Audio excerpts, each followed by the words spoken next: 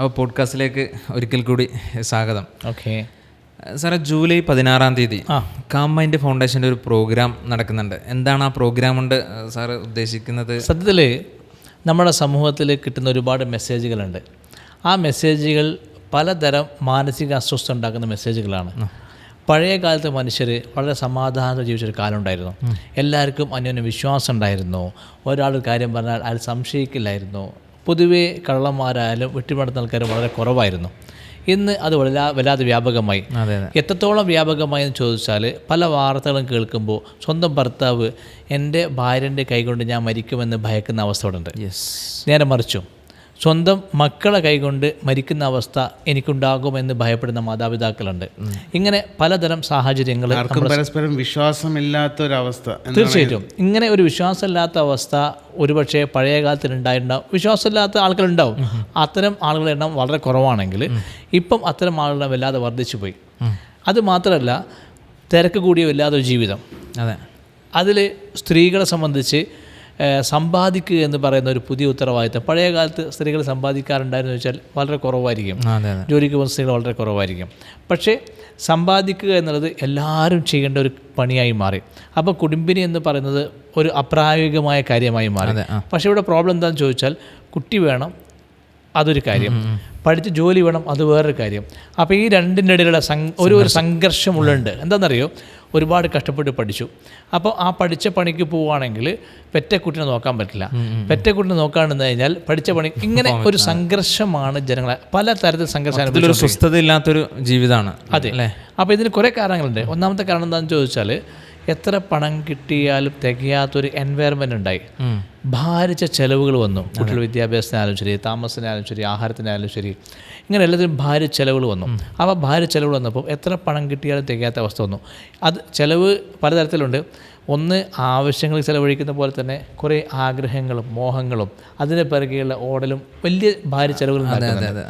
അപ്പോൾ ചുരുക്കി പറഞ്ഞാൽ പല കാരണങ്ങൾ കൊണ്ട് ഇന്ന് ജനങ്ങൾ മാനസികപരമായി അസ്വസ്ഥതയിലാണ്. അപ്പോൾ ഈ അസ്വസ്ഥതയെ തിരിച്ചു പിടിക്കാൻ, ആ വിഷയത്തെപ്പറ്റി ഒന്ന് കൃത്യമായി ചിന്തിക്കാൻ ഒരു സമയം കണ്ടെത്തൽ വളരെ നിർബന്ധമാണ്. ഒന്ന് അടങ്ങിയിരുന്ന് ഈ വിഷയത്തെപ്പറ്റി കൃത്യമായി നിരീക്ഷിച്ച്, എന്താണ് ഞാനിങ്ങനെ അസ്വസ്ഥനാവാൻ കാരണം, ഉറക്കമില്ലാതെ രാത്രി എങ്ങനെ എനിക്കുണ്ടാവുന്നു, അല്ലെങ്കിൽ പലരും മദ്യപാനത്തിലേക്കോ മയക്കുമരുന്നിലേക്കോ പോകുന്നു, വേറെ നിവൃത്തിയില്ല. ചില മദ്യപാനികൾ പറയാറുണ്ട്, ഞാൻ അനുഭവിക്കുന്ന പോലെ മാനസിക പ്രശ്നം ഇയാൾ അനുഭവിക്കുന്നുണ്ടെങ്കിൽ ഇയാൾ എന്നെ പോലെ മദ്യപാനിയാവും. ഇതെന്തുകൊണ്ട് ഇത് വെറുതെ പറയുന്നില്ല, അയാൾ അനുഭവിക്കുന്ന പ്രയാസമാണത്. അപ്പം മദ്യപാനം ഒരു പരിഹാരമല്ല, ഒരു ഒളിച്ചോട്ടമാണ്. അപ്പോൾ ഇതേപോലെ ആത്മഹത്യ ആയാലും ശരി. ഇപ്പോൾ കണ്ടില്ലേ, ഒരു ചെറിയ കുട്ടി ടോപ്പപ്പ് ചെയ്യാൻ വേണ്ടിയിട്ട് വാപ്പയോട് 1500 രൂപ ചോദിച്ചു. ഈ 1500 രൂപ ചോദിച്ചപ്പോൾ വാപ്പ 1200 1300 എൻ്റെ കയ്യിലുള്ളൂ, 200 കുറവാണെന്ന് പറഞ്ഞ് 1300 കൊടുത്തു. ആ 200 കിട്ടാത്തതിൻ്റെ പേരിൽ ആ കുട്ടി എലിവിഷം കഴിച്ചത്രേ. സാർ, അത് വാർത്തകളിൽ വരുന്നതാണ്. യാഥാർത്ഥ്യത്തിന് പിന്നിൽ മറ്റെന്തോ ഉണ്ടെന്ന് അറിയില്ല. ഇത്തരം സംഘർഷമുള്ള ഒരു ഭാഗം ആളുകൾ എപ്പോഴും ഉണ്ട്. ഇപ്പോൾ കുട്ടി ഡിപ്രഷൻ, കൗൺസിലിംഗ് സെൻ്ററുകൾ കൂടുന്നുണ്ട്. നമ്മൾ ശ്രദ്ധിച്ചാൽ മനസ്സിലാവും. അതെ, ചുറ്റുപാട് കൗൺസിലിംഗ് സെൻ്ററുകൾ കൂടുന്നുണ്ട്. ഇപ്പോൾ ഫോൺ കൗൺസിലിംഗ് ഉണ്ട്. അതായത് പറഞ്ഞാൽ മതി, നിങ്ങളുടെ കൂട്ടത്തിൽ ഞാനുണ്ട് സംസാരിക്കാൻ എന്ന് പറഞ്ഞ കൗൺസിലിംഗ് സെൻ്ററുകൾ. അപ്പോൾ ഇങ്ങനെ പ്രയാസം അനുഭവിക്കുന്ന ഒരുപാട് ആളുകളുണ്ട്. ഒരു സ്വസ്ഥതയില്ലാത്തൊരു ജീവിതം, എപ്പോഴും ഭയം. അത് രോഗത്തോടാണെങ്കിലും ഭാവിയെക്കുറിച്ചിട്ടാണെങ്കിലും ഇങ്ങനെ ഭയപ്പെട്ട് ഇങ്ങനെ ജീവിക്കുന്നൊരവസ്ഥ. കൗൺസിലിംഗ് സെൻ്ററൊക്കെ ഉണ്ടെങ്കിലും കൗൺസിലിംഗ് സെൻ്ററിലൂടെ കിട്ടുന്ന ഒരു താൽക്കാലികമായ ആശ്വാസമാണ്, ഒരു പെർമനൻറ്റ് സൊല്യൂഷൻ അല്ല. ഒരാൾക്ക് പെർമനൻറ്റ് സൊല്യൂഷൻ വേണമെങ്കിൽ അയാൾക്ക് അയാളുടെ പ്രോബ്ലത്തിൻ്റെ ഒരു എൻഡ് വേണം. ഇപ്പോൾ ഒരാൾക്ക് ഒരു പ്രയാസം ഉണ്ടായി, ആ പ്രയാസം താൽക്കാലികമായി ആശ്വാസം കിട്ടാൻ കൗൺസിലിംഗ് വലിയ പ്രയോജനം ചെയ്യും. ഒരിക്കലും നമുക്ക് കുറ്റം പറയാൻ കഴിയില്ല. പക്ഷേ അത് ഒരു പ്രശ്ന പരിഹാരത്തിലേക്ക് കൊണ്ടുപോകുന്നില്ല. അയാളെ തൽക്കാലം ആശ്വാസം കൊടുക്കുന്നുണ്ട്, വീണ്ടും ഇതേ പ്രശ്നം ആരംഭിക്കുന്നുണ്ട്. അതിന് പകരം പ്രശ്നത്തിന് എങ്ങനെയാണ് ഫേസ് ചെയ്യേണ്ടത്, ഒരു പ്രോബ്ലം ഉണ്ടാകുമ്പോൾ അതിനെങ്ങനെ അഭിമുഖീകരിക്കാം, അതിനെങ്ങനെ സൊല്യൂഷനിലേക്ക് എത്തിക്കാം, സൊല്യൂഷൻ കണ്ടെത്താൻ പറ്റുന്ന ഒരു അതെ, സ്വന്തമായി സൊല്യൂഷൻ കണ്ടെത്താൻ പറ്റുന്ന രൂപത്തിലേക്ക് ഒരാളെ നമ്മൾ പരിവർത്തിപ്പിക്കുക, വിദ്യാഭ്യാസം നൽകുക, എഡ്യൂക്കേറ്റ് ചെയ്യുക, അയാൾക്ക് ട്രെയിനിങ്ങോട് മാത്രമേ സാധിക്കുള്ളൂ. അത് ഒരു ദിവസം വർക്ക്ഷോപ്പാണ്. അതെ, ഒരു ദിവസം. ഞാൻ സാധാരണ ഇപ്പോഴും കഴിഞ്ഞ ആഴ്ച നമ്മൾ പേഷ്യൻ്റ് ചോദിച്ചു, ഇത് ട്രെയിനിങ്, ഇത് കൗൺസിലിംഗ് ആണ്. ഞാൻ കൗൺസിലിംഗ് അല്ല, കാരണം കൗൺസിലിംഗ് കൊണ്ട് കാര്യമില്ല ഞാൻ മനസ്സിലാക്കുന്നത്. കാരണം കൗൺസിലിംഗ് താൽക്കാലികമായ ഒരു ഐഡിയ കിട്ടും, ഒരു ആശ്വാസം കിട്ടും, അത് പ്രോബ്ലം സൊല്യൂഷനിലേക്ക് എത്തിക്കുന്നില്ല. ട്രെയിനിങ് അങ്ങനെയല്ല. ട്രെയിനിങ് എന്ന് പറഞ്ഞു കഴിഞ്ഞാൽ അയാളുള്ളിൽ പ്രോബ്ലം ഉണ്ടാകുമ്പോൾ, പ്രോബ്ലം ഇപ്പോൾ ഇല്ലായിരിക്കാം, പ്രോബ്ലം ഉണ്ടായിരിക്കാം, ആ പ്രോബ്ലം ഉണ്ടാകുമ്പോൾ അതിനെങ്ങനെയാണ് പരിഹാരം ഉണ്ടാക്കാൻ കഴിയുക എന്ന് പരിഹാരം ഉണ്ടാക്കാൻ അയാളെ പര്യാപ്തമാക്കുക. ഇതിപ്പോൾ ഈ ഒരു വിഷയത്തിനോ ഈ ഒരു ഒറ്റ കാര്യത്തിനോ വേണ്ടിയിട്ടല്ല, ഇനി ഭാവിയിലേക്ക് ഇനി അവർക്ക് എന്ത് പ്രയാസം ഉണ്ടായാലും കൗൺസിലിംഗ് സെന്ററിൽ പോകുന്നു അല്ലെങ്കിൽ കൗൺസിലേഴ്സിൻ്റെ അടുത്ത് പോകുമ്പോൾ അത് ഏതെങ്കിലും ഒരു പ്രശ്നത്തിന് വേണ്ടി മാത്രം പോവുകയാണ്.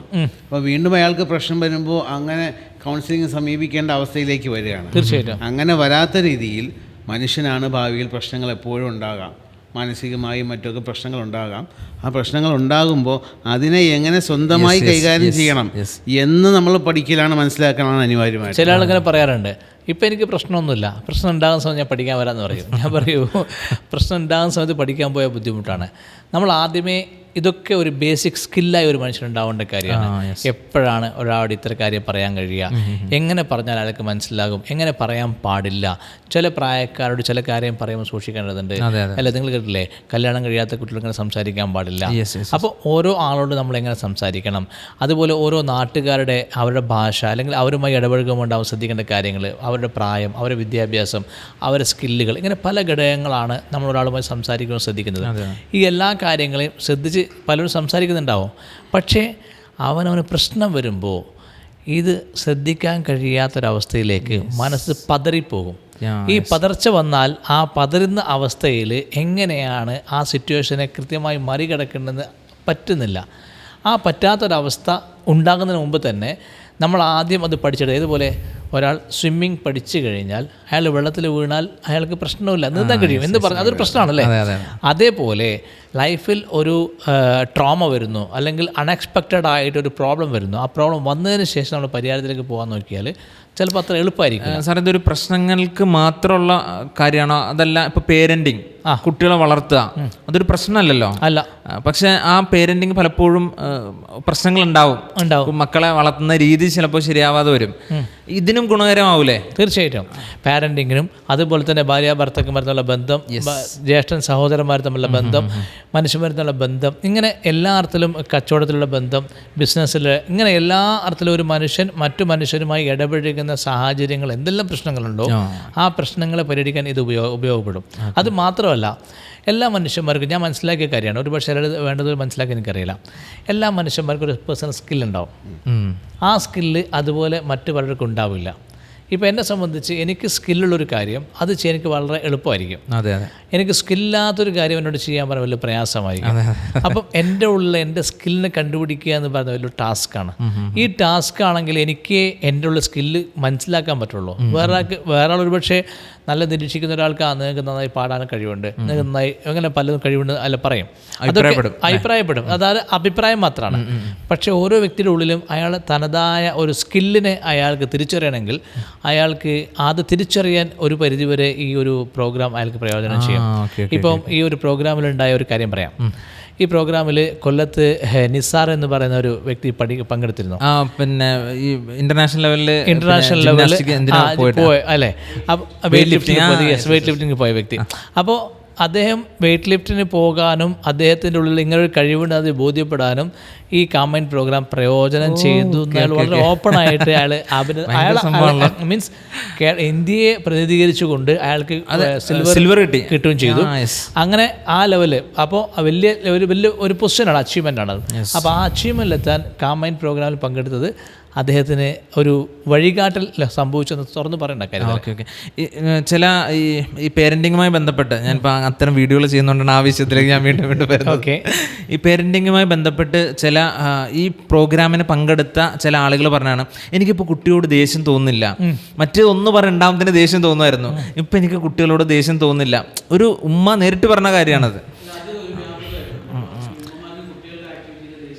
ഉമ്മമാർക്ക് കുട്ടികളുടെ ആക്ടിവിറ്റിയിൽ വരുന്ന ദേഷ്യം വരുന്നൊരു വലിയ വിഷയമാണ്. അതേപോലെ തന്നെയാണ് പാരൻറ്റിങ് പോലെ തന്നെയാണ് ഹോം സിക്നെസ്.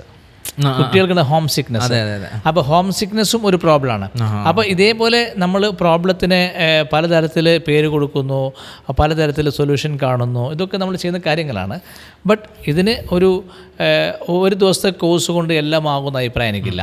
പക്ഷെ ഒരു ദിവസത്തെ കോഴ്സ് അവരുടെ ഉള്ളിൽ കൃത്യമായി സൊല്യൂഷൻ കാണാനുള്ള ചില വഴികൾ തുറന്നു കൊടുക്കുകയും ഇതിനെ എങ്ങനെയാണ് ഇത്തരം പ്രോബ്ലങ്ങളെ അഭിമുഖീകരിക്കേണ്ടത് എന്നൊരു ഐഡിയ കൊടുക്കുകയാണ് ചെയ്തത്. ആ ഐഡിയനെ അവരെന്ത് ചെയ്യണം? അവർ ഡെവലപ്പ് ചെയ്യണം. അങ്ങനെ ഡെവലപ്പ് ചെയ്യാൻ കഴിയുന്ന എല്ലാ ടൂളും കൊടുക്കുകയും ചെയ്യുന്നുണ്ട്. അതുമാത്രമല്ല, ഏതാണ്ട് ഒരു സാധാരണ ഇതിനു മുമ്പ് എല്ലാ ക്ലാസ് നടന്നാൽ 1-2 മാസത്തിന് ശേഷം അവർക്കൊരു ഗ്രൂപ്പ് മീറ്റിംഗ് നടത്തും.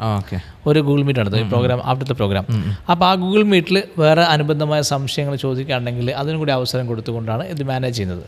അൾട്ടിമേറ്റ്ലി ജനങ്ങളുടെ ഉള്ളിൽ ജനങ്ങളെ അഭിമുഖീകരിക്കാനും പ്രശ്നങ്ങൾ അഭിമുഖീകരിക്കാനുള്ള ഭയത്തിന് ജനങ്ങളെ മോചിപ്പിക്കുക എന്നുള്ളതിൻ്റെ ശരിക്കും ഉദ്ദേശം. സാർ, ഇത് ക്ലാസ് ഏത് ദിവസമാണ്, എവിടെ വെച്ചിട്ടാണ്, എത്ര മണി വരെയാണ്? ഇത് ഇപ്പോൾ ഉള്ള ക്ലാസ് ജൂലൈ 16 വ്യാഴാഴ്ചയാണ്. രാവിലെ 9 മണിക്കാണ് രജിസ്ട്രേഷൻ ആരംഭിക്കും. കോഴിക്കോട് MS ഓഡിറ്റോറിയത്തിലാണ്. അവിടെ 9 മണിക്ക് രജിസ്ട്രേഷൻ ആരംഭിക്കും. 9 മുതൽ വൈകുന്നേരം 4 മണി വരെ ക്ലാസ് ഉണ്ടാകും. ഏറ്റവും ഇമ്പോർട്ടൻറ്റ് സെഷൻ തന്നെ ക്വസ്റ്റ്യൻ ആൻസർ സെഷനാണ്. കാരണം ക്ലാസ്സെല്ലാം കഴിഞ്ഞ ശേഷം പലർക്കും പലതരം ഡൗട്ടുകളുണ്ടാവും. പല ഡൗട്ടുകളും സ്വഭാവം എന്താണെന്ന് ചോദിച്ചാൽ, ഒരാൾക്കൊരു ഡൗട്ട് ഉണ്ടാവും. ആ ഡൗട്ട് ചിലപ്പം വേറെ ആൾക്ക് ചോദിക്കാൻ മടിയുള്ളതായിരിക്കും. ഇയാൾ സമാനമായ ചോദ്യങ്ങളുണ്ടാവും. അപ്പോൾ അതൊരു വലിയൊരു അനുഗ്രഹമാണ്. ചില ആൾക്ക് ചോദിക്കാൻ വല്ല സ്കില്ലായിരിക്കും, ചിലർക്ക് ചോദിക്കാൻ മടിയുണ്ടാവും. ഇതൊരു വിഷയമാണ്. ഏതായാലും ഓഡിയൻസിന് ഡൗട്ട് ചോദിക്കാൻ നല്ല സമയം അനുവദിക്കുകയും ചെയ്യേണ്ടതില്ല. ഓക്കെ. ഈ താഴെ കാണുന്ന നമ്പറിൽ വിളിച്ചു കഴിഞ്ഞാൽ നമുക്ക് രജിസ്റ്റർ ചെയ്യാൻ കഴിയും. ഓക്കെ. അപ്പോൾ വീണ്ടും മറ്റൊരു വിഷയമായിട്ട് നമുക്ക് വീണ്ടും വരാം. അപ്പോൾ ഓക്കെ, ബൈ. Thank you.